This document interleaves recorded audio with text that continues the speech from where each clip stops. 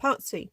State the probability of a type 1 error for this test and explain what it means in this context.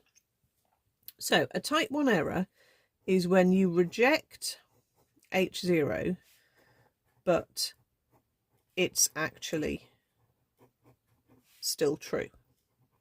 You need to know which error types are which meaning, so make sure you've memorized those. Type 1 is if you reject H0, but it's actually true. So for this test, we will reject H0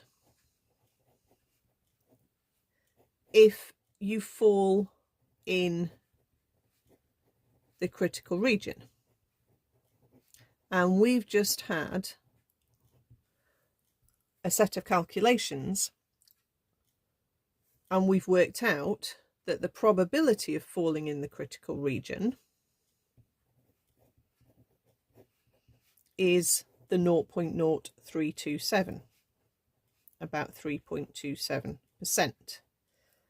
So this is exactly what the probability of the type 1 error would be, because if we fall in the critical region, the probability of us landing in the critical region while still using the 0.2 as the probability, so still basically having H0 is true, is 3.27%. So this is the probability of the type 1 error. Okay, so the probability of the type 1 error is always the same as the probability of being in the critical region, okay, which is not a 5% probability, okay, because the probability of x greater than or equal to 5 was not 5%, it was actually 3.27%, okay. So explain what it means in this context. So in context, it would be that we had concluded that Edward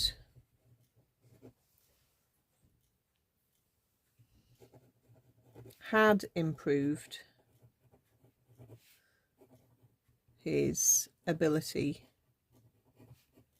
to identify wildflowers when actually he had not improved.